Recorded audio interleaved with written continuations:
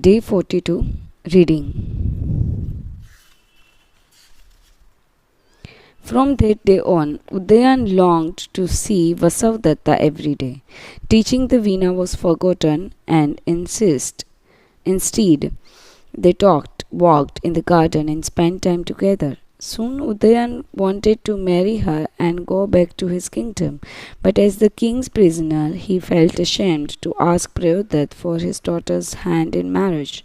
He managed to send a secret message to his chief minister, Yogandharayan, who had been busy holding the fort in the king's absence, conveying his desire to elope with Princess Vasavdat. One night, Yogandharayan sent a female elephant named Bhadra, who rescued the king. King Prayodat learned of the plan but decided to do nothing until the next morning.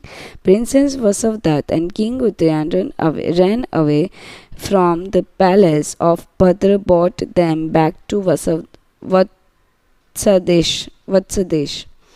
The next day, Pradyut pretended to be tremendously upset about his daughter's elopement with the royal prisoner and sent a few soldiers to track them down, knowing that by the time the men did so, the couple would be in Kosumbi, the capital of Vasth, which is called Allahabad today. As predicted, the soldiers came back empty-handed. King Udayan is a quick but grand ceremony married Vasavdat. The couple led a blissful life together. King Udayan was still the same, for he hardly went to the court, but now he spent most of his time with Vasavdat. Their love and devotion were mutual. Many times Vasavdat herself said to her husband that he should spend more time on his royal duties, but Udayan did not change his ways. Time passed and Yugandharayan grew extremely worried about the future of the kingdom. One day, when Udayan was away from the palace, the minister visited the queen in her chamber and explained the political situation to her. Queen Vasavdat, I request you to please understand my dilemma. We are a small kingdom and our neighbors are mighty and powerful. If the circumstances were different, the king would have been advised to marry princess from our bigger neighboring states for diplomatic reasons and not for love. One of our neighbors, the kingdom of Magad, is ready to invade us. If that happens, we will all perish. The princess of Magad is Padmavati, and I recommended that our king marry her to keep the peace. Even if we approach the king of Magad for his daughter's hand for a second marriage, he may be hesitant because your love for Udayan and his affection for you are so well known. Any king would think deeply before such a marriage for his daughter. I urge you only to think about what I have said today.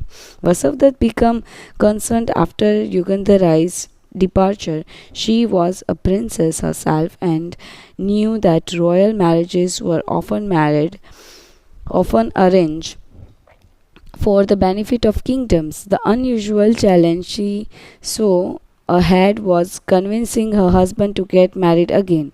It is very hard for a woman to tell her husband to marry another, even though the times were such that it was considered a king's privilege and right to do so.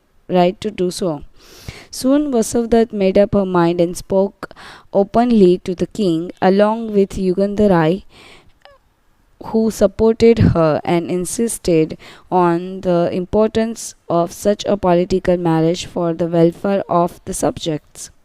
Udayan flatly refused. As long as you are with me, Vasavdat, I cannot have any other woman as my wife. The next day, Yugandharai came up with another plan and shared it with Vasavdat. Queen, I have thought of a different approach to solve our problem. The king said that he will not get married again, presumably for as long as you are alive. So let's pretend for some time that you are dead. Once the king get married to Padmavati, you can return safely. Udayan's love for you is internal and no one feels it more than the two of you. What do you think? Will you help me with this plan? At first, Vasavdat was taken aback, but the more she thought about it, the more she realized that Yugandharayan's plan was the only option to protect the kingdom and the people. As a queen, it was her duty to do so. It was hard for her to leave Udayan, but she knew that it had to be done for the greater good. Within a week, the plan was to reach its culmination. Queen Vasavdat, along with Yugandharayan, made a plan to visit Lavinka, La- Lavinka, Lavnika for a festival. King Udayan also wanted to accompany them, but the queen did not allow him to do so. Sometime later, news reached Udayan that there had been a terrible fire at the festivals and that his queen Vasavdat had died in it. Udayan could not contain his grief. He chastised himself. Why didn't I accompany Vasavdat? At least we could have died together. I would have been much better than suffering through a life like this. He cursed his minister Yugandharayan. Why didn't he protect my queen? But it was too late. The king knew that nothing could be done. Still, the Yugandharayan took Vasavdat to his home, and she lived there, hidden from everyone. After several months, Yugandharayan conveniently brought the proposal of Padmavati to the king once again. Reluctantly, Udayan agreed for political reasons, and since he no longer had Queen Vasavdat by his side. Soon the wedding preparations began and the bride's party arrived. In the minister's house, Queen Vasavdat became restless and couldn't stay away any longer. She felt an impulsive desire to see her husband once before he got married again. One afternoon, Udayan was asleep in the chambers adjacent to the wedding hall. Vasavdat disguised herself in an ordinary sari and covered her head and face.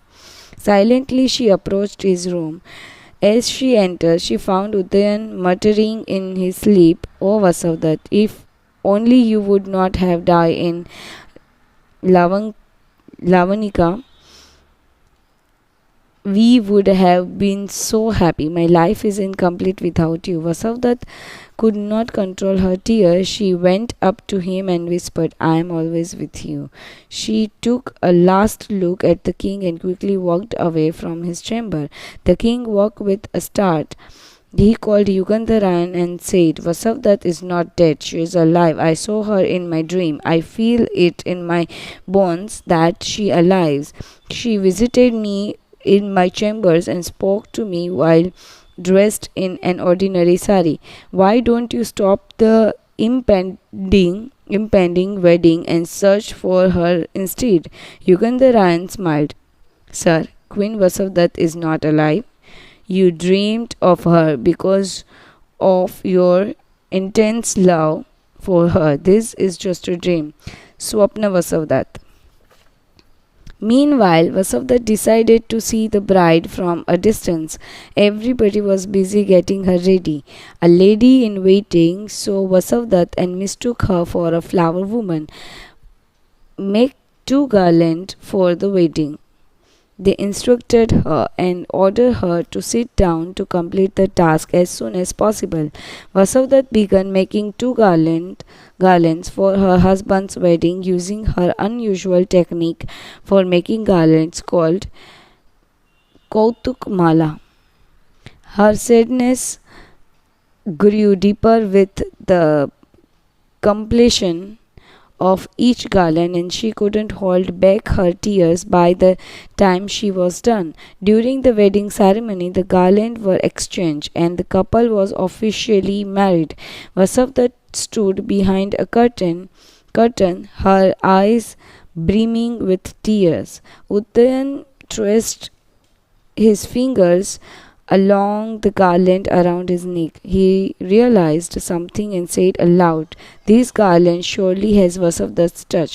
No one else can do this because I was the one to teach her Kautukmala. She is alive, I am sure, and now I want to see her desperately." Yugandharayan came forward and said, "Sir, it was all my doing. Please pardon me. The queen is indeed alive and well, and agreed to do what she did to save the kingdom from invasion. Please forgive both of us." As the minister finished, Vasavdat emerged from behind the curtain. When the king saw her, his happiness knew no bounds, and he pardoned his well-meaning minister. The new bride Padmavati approached Vasavdat and bowed to her, accepting her as a sister. With renewed understanding and wisdom, Udayan lived with the two queens happily ever after. This well-known drama in Sanskrit literature is considered to be a gem of the language. The pure affection between Vasavdat and Udayan was used as an inspiration for future